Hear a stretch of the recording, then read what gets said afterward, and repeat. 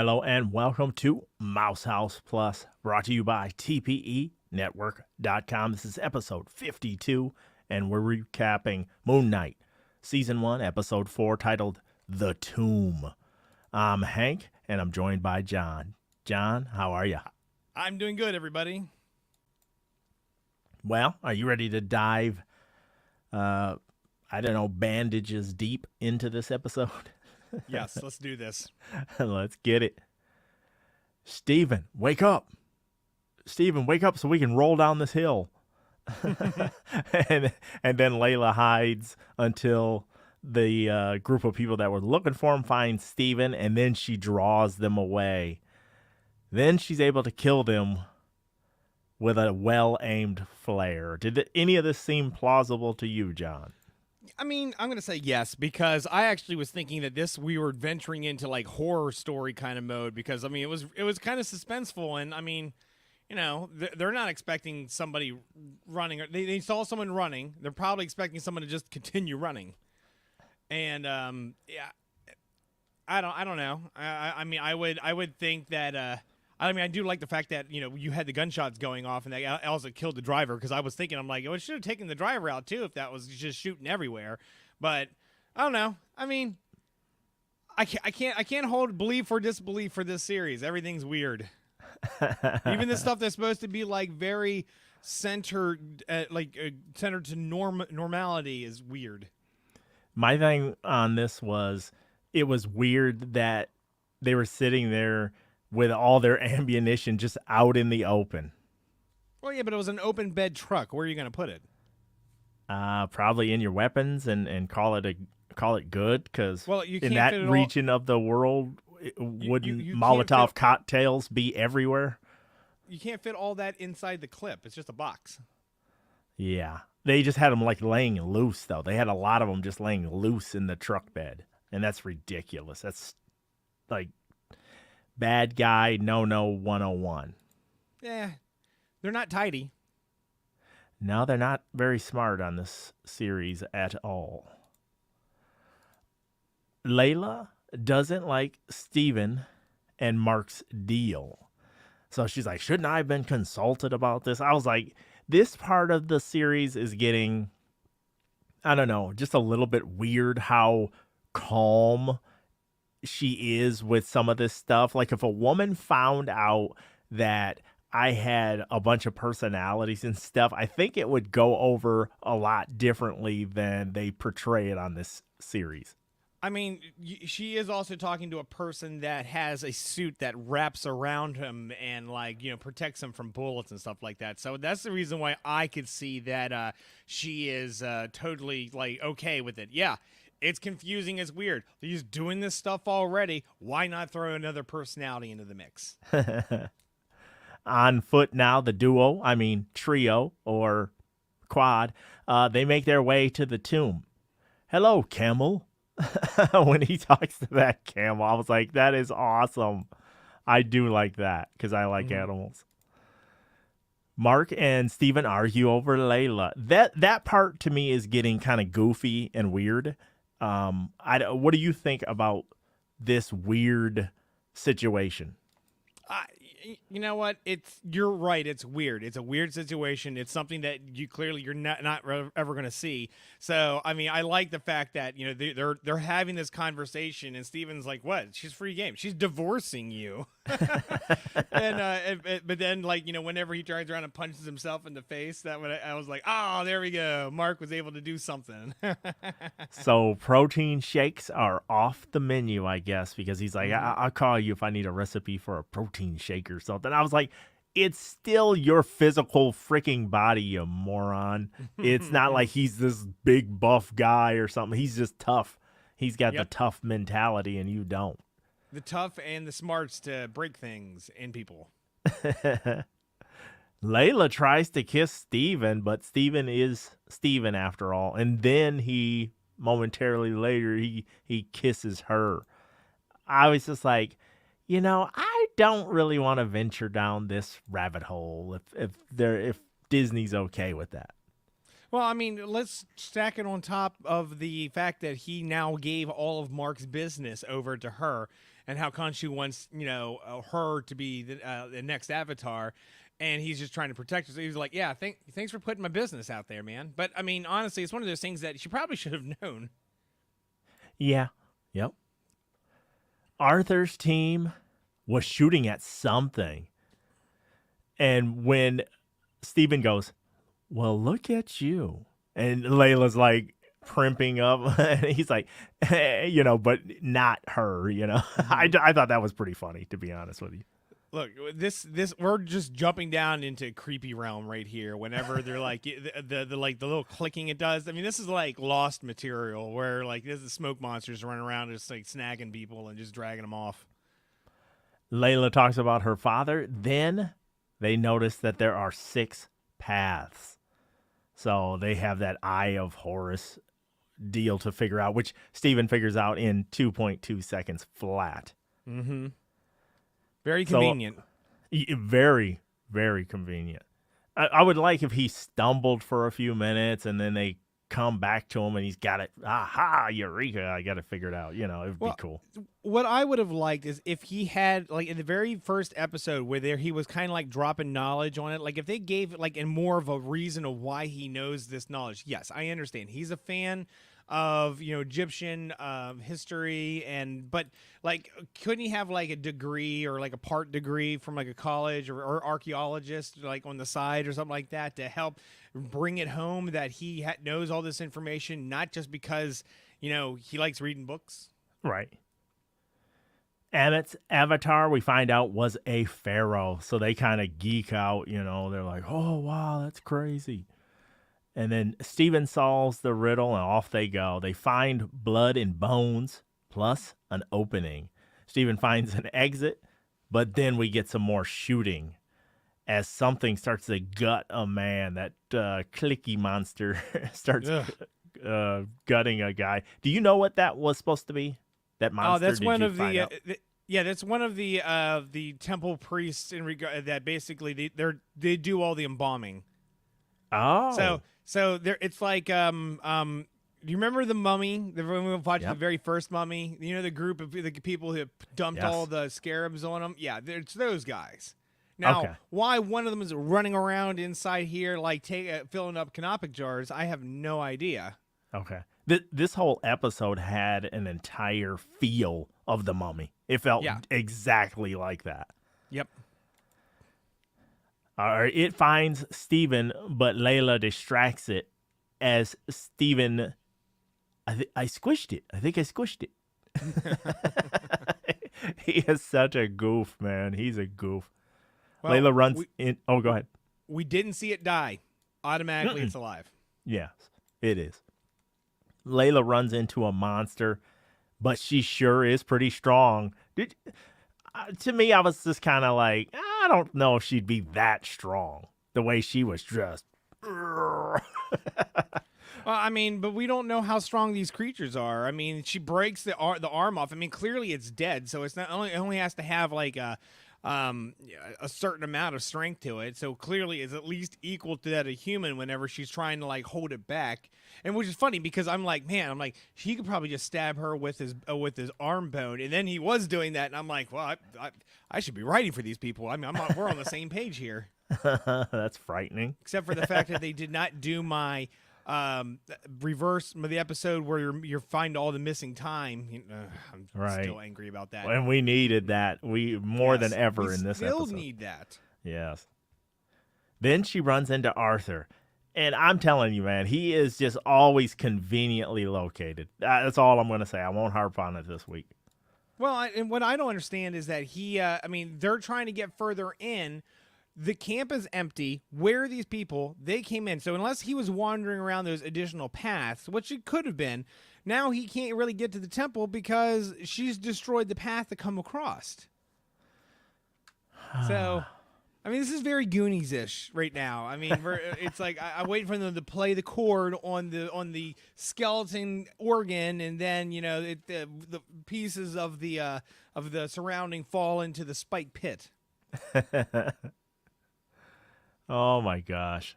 Steven talks to Mark, and then he flips out over the relics.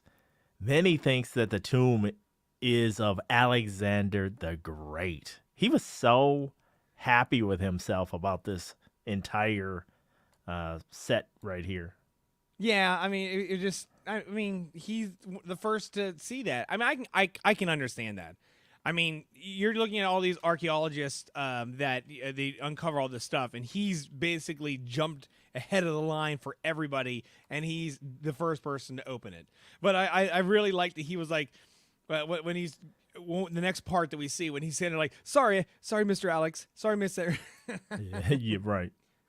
Arthur brings up Layla's dad.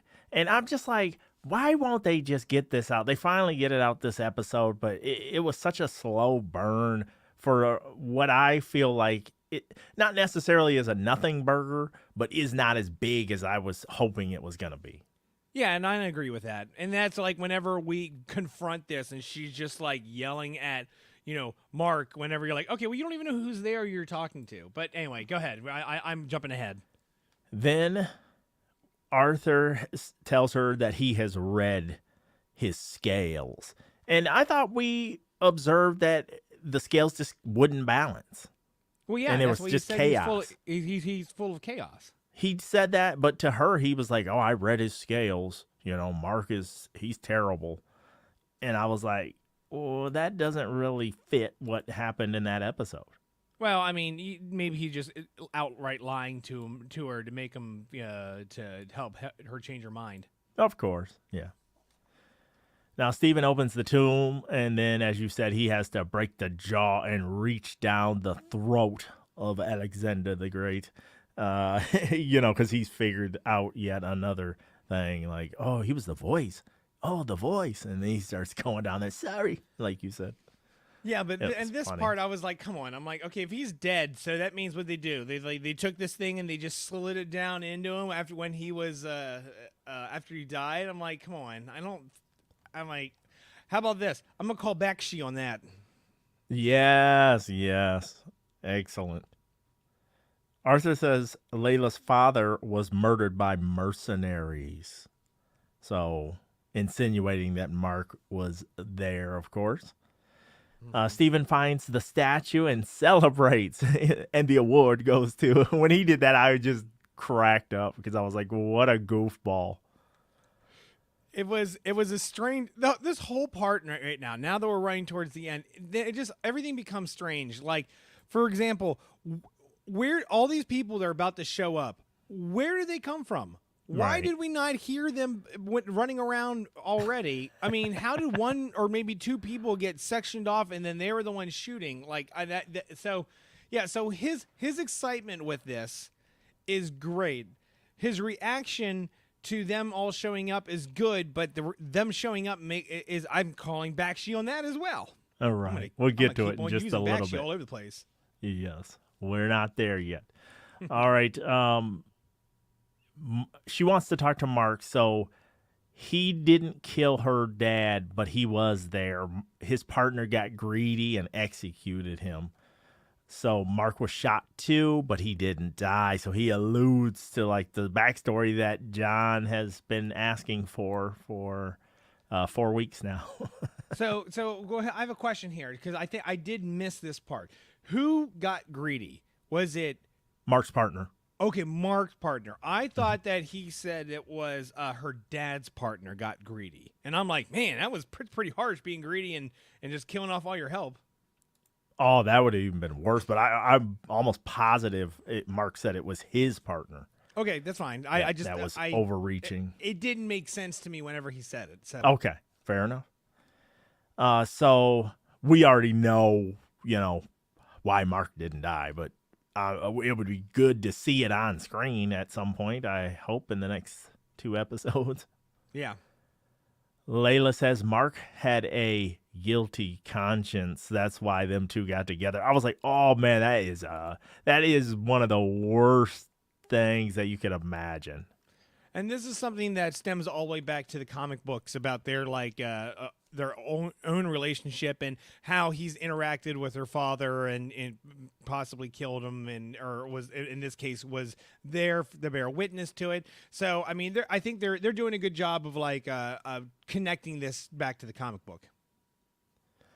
Arthur tells the story when Khonshu left him.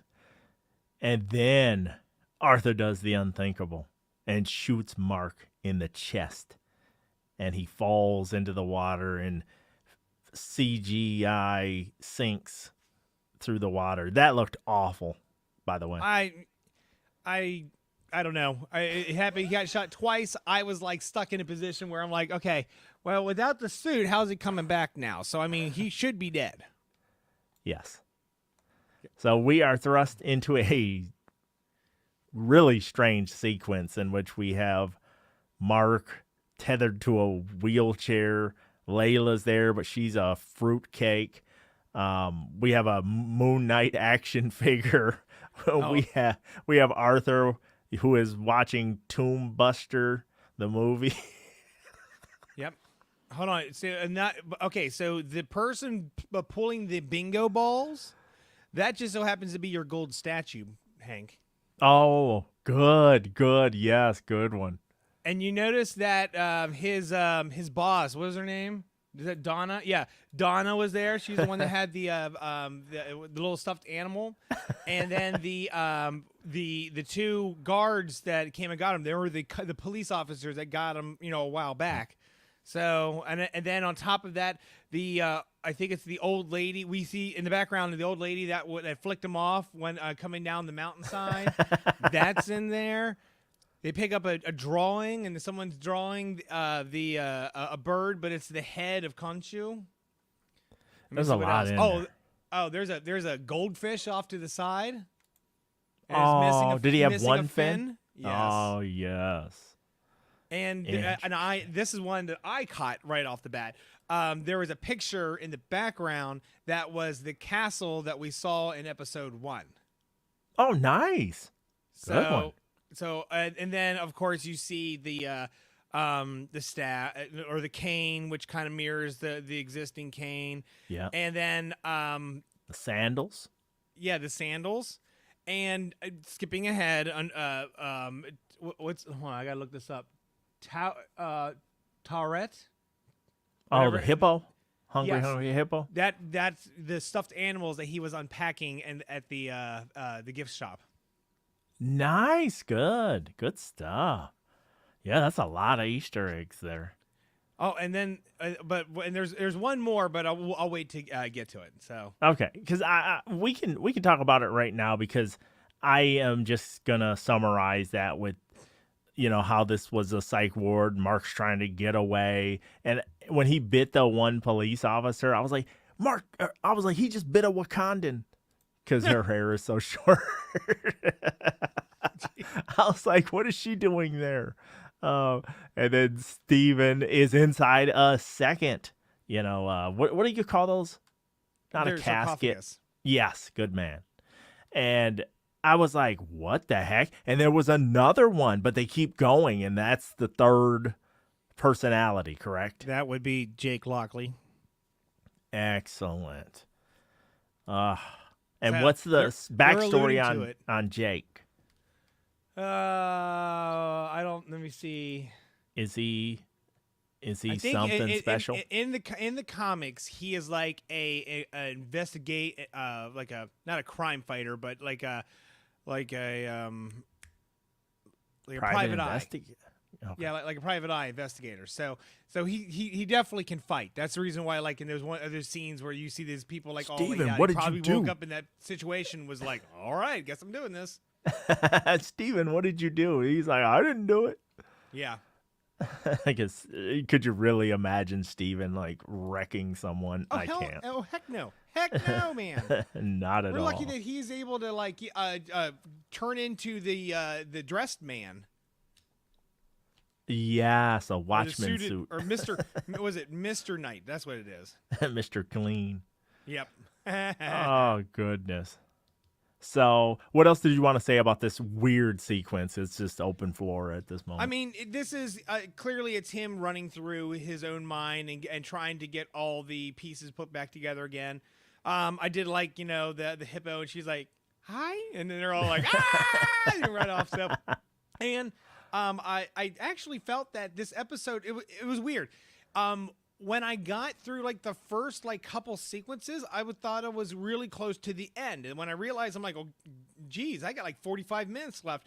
Then when we got to the end, I was like, "That's the end." I'm like, "Oh, come on, they got to keep going. They can't just stop there." So Right. I mean, it was, I was a little disappointed by their cutoff, but I mean, it's the whole sequence is there to help try and make sense of the multiple personalities and allowing the multiple personalities to all coexist at the same time instead of trying to have them show through reflections. Right. And this should help bring in the third personality, which Okay. feels so bad for this character. Oh my gosh. Yeah, because this is I mean, we're down to the wire here. Yeah. So there's not really much left to, do on it. That's right. Well, anything else before we dole out our ratings? No, I don't have anything else on this one. This one was pretty quick and to the point, actually. Okay. Where do you stand on the ratings wise? I went first last time. Okay. I'm going to give this one a higher than I did last time. I'm going to give this one a 7.5. Okay. As weird as it was, I did enjoy it. It was moving pretty quickly, and it was hitting a lot of points that we were trying to ask questions about in the past. So, so far, yeah, that's what I'm going to do. Definitely. Yep, definitely. Okay. Yeah, I thought it was okay. I had heard a lot of hype from friends and people who have seen the first 4 episodes that this was the episode that I needed to really, watch, and it really picks up and all this stuff and stuff. And so I was kind of underwhelmed because I Yeah. had it in my head that, man, this is gonna be off the charts here.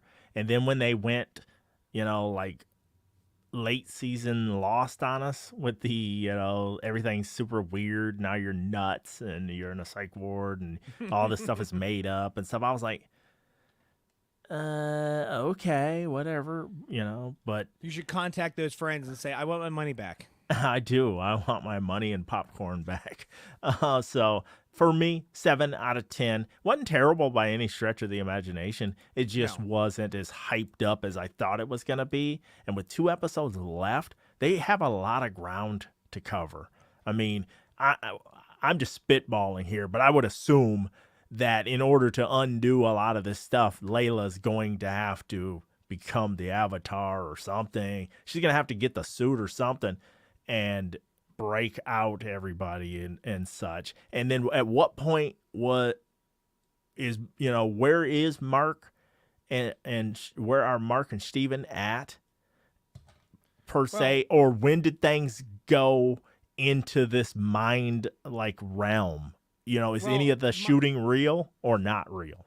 my thing is that regardless of what all is going on right now, you can't do much because Khonshu is been imprisoned, Right. and he is inside the pyramid of Giza that you can't get in. So I don't know how they would end up getting it. Now, more than likely, it's going to be that the one god, the Avatar, is probably going to help let him in. But did you notice? And I'm going to have to go back and go through all my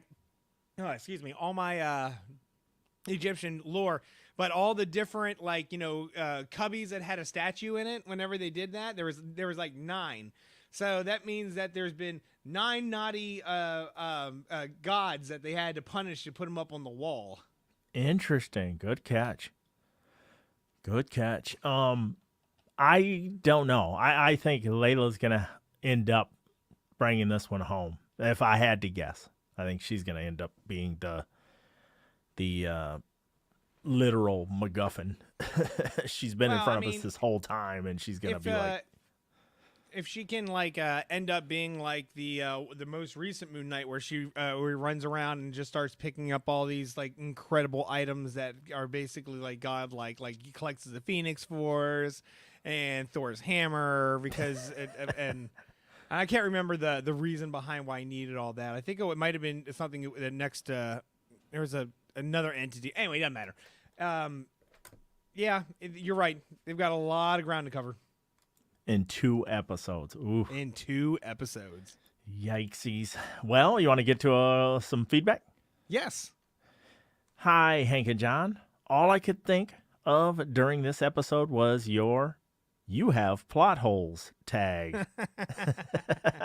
One Jeep full of bullet holes, the other full of exploding bullets, and Steven and Layla drove away? That's a good one.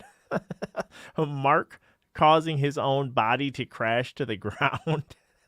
Yeah, I mean, just like, you're still you, even though you have these personalities. The body is only the one, the one you have. You're punching yourself and you're crashing yourself. Yep.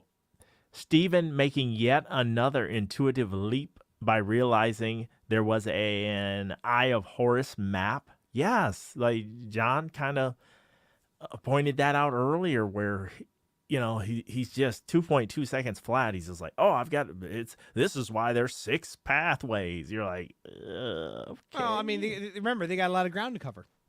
So True. He's got to know everything.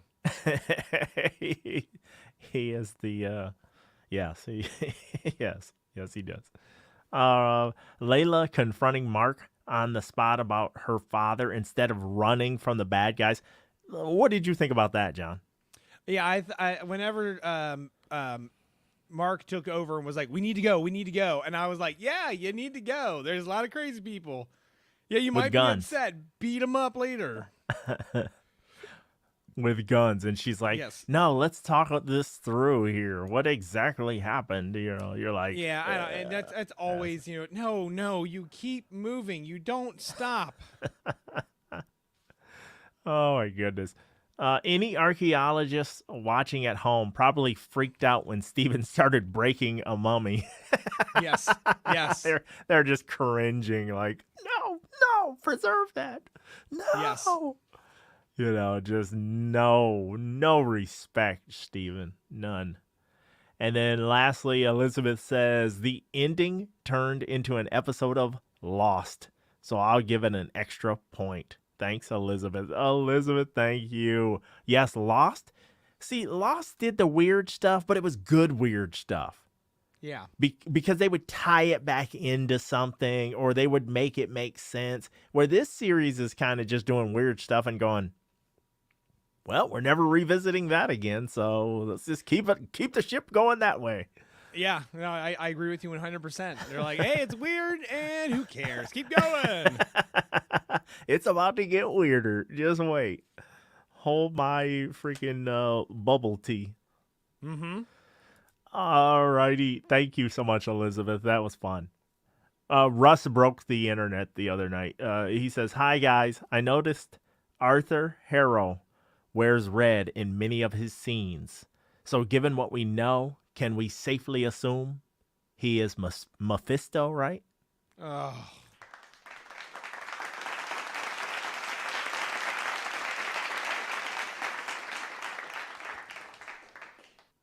I'm happy to see he made it out of Westview to continue his nefarious schemes. Thanks for putting out the pod every week. I enjoy the banter, and that is from Russ. I'm going to tell you this. I was supposed to be going to bed when I saw this message, and I was just like, something was telling me to peek at it. And I just peeked at it, and I read that first part, and I just started hysterically laughing. I was like, this is great. Oh, this is so good. I love it. I mean, if everyone only knew how many times we keep kicking back Mephisto or Agatha. Well, I'm Agatha now, so but oh my gosh.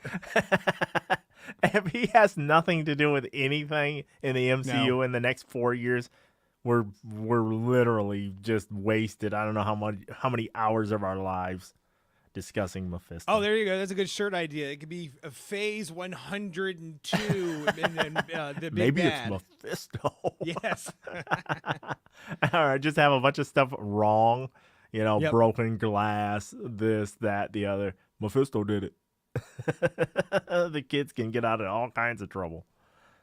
Oh my goodness, Russ, that was fun. Love that. John, anything else you want to talk about on this week's episode before we call it to a close? No. I of course I'm looking forward to the next one. So I really hope that they get their S together.